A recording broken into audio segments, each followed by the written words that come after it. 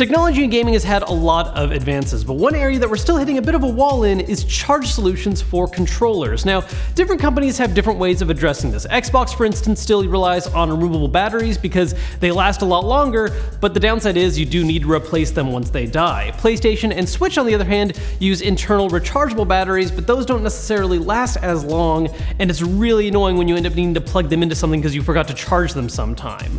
Thankfully, though, there is an emerging technology that is going to hopefully make this a lot easier for upcoming systems, and that's wireless charging.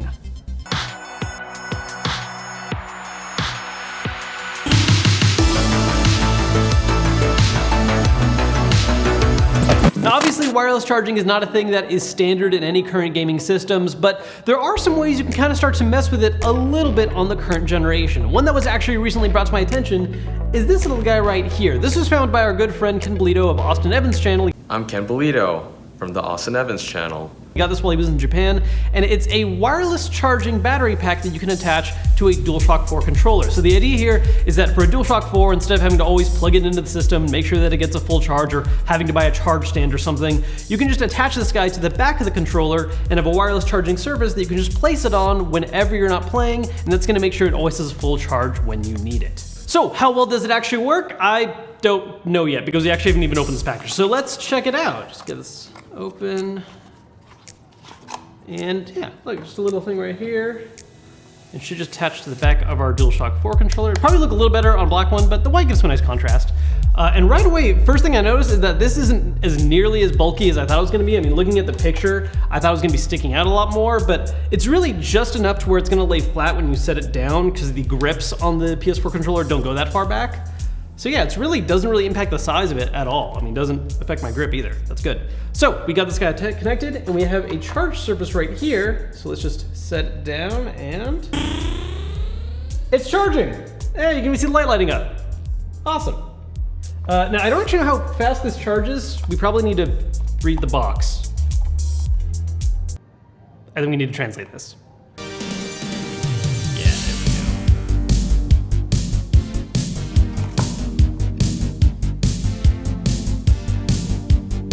Version 1.2, wireless receiver.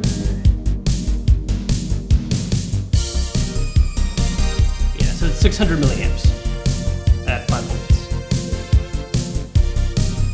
And we will calculate how well that actually charges the controller. Oh, hey, wait, hold on. This is actually the charge time. So according to this translation, it takes about 3 hours to charge up a PS4 controller, which I always take information like this on boxes with a little grain of salt. Maybe add on like half an hour to an hour to that. But even by that logic, if it's as long as 4 hours, that's not that much slower than a regular PS4 charging controller. That takes about 2.5 hours, depending on the condition of your battery.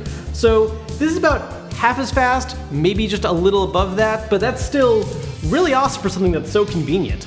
The hope here is that with talk of next-gen systems starting to come up, where we have maybe a PS5 or whatever Xbox does next, and down the line when the Switch is replaced, that companies start to embrace the idea of wireless charging over these plug-in solutions because it's so convenient. And if they all did it together, you could have great, really simple setups. I mean, imagine just having your gaming setup where you have a stand next to you, it's a charging surface, and you're able to set down your PlayStation controller, your Xbox controller, your Nintendo portable. You just have a nice little place to set down your controllers, and they're always fully charged whenever you need them. And really, this is something you can kind of rig up right now. I mean, we have this surface right here where we're using the PS4 controller that we have set up, and there's something we've actually experimented with before, setting up a way to do a wireless charge switch, where you get a USB-C charge pad, rig it up inside of a hybrid case, and that lets you charge it by setting it down. Now, the Switch does demand a lot more power than a controller does, so it's not really as efficient as the PS4 controller is, but it's a really cool way to show off this proof of concept. Now, I know we said earlier that we got this guy from Japan thanks to Ken, but we looked into it, and you actually can grab these on Amazon as well. So we'll put a link for that down below if you guys want to check it out. It's a really cool way to help clean up your gaming setup.